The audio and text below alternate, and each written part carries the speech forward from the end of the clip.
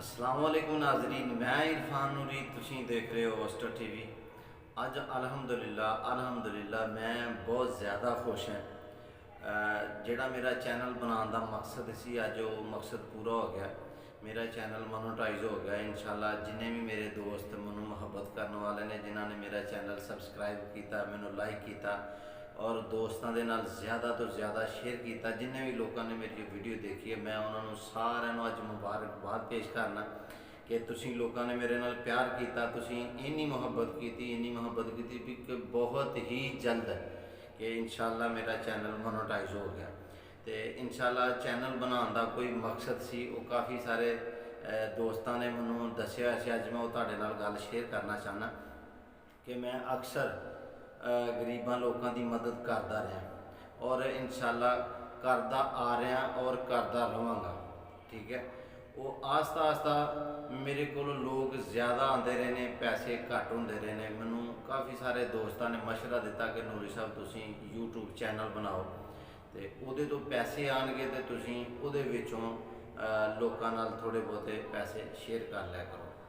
कि मैनू तो ना यूट्यूब चैनल बनाने का पता सी, ना वीडियो बनाने का पता सी। काफ़ी सारे दोस्तों ने मैनू गाइड किया, लिहाजा मैं चैनल बना के काम शुरू कर दिता। जिस तरह की भी माड़ी चंगी वीडियो बनी, मैं वीडियो बना के वो अपलोड करता रहा। अज तुसीं इन्नी मुहब्बत की कि अज इंशाल्लाह वो मकसद जोड़ा मेरा पूरा हो गया।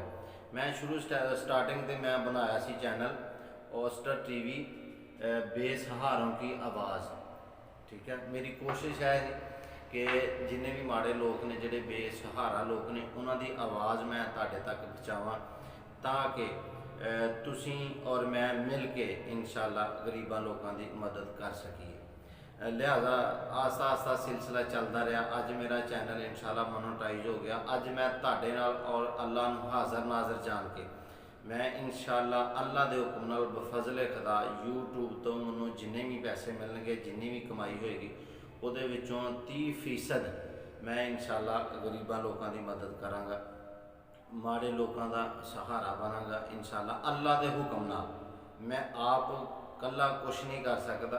तुसी लोगों ने मैनू सपोर्ट की है, तुसी लोगों ने मैनू मुहब्बत की है, तुसी इन्ना प्यार देता कि अज मैं इंशाल्लाह काबल हो गया।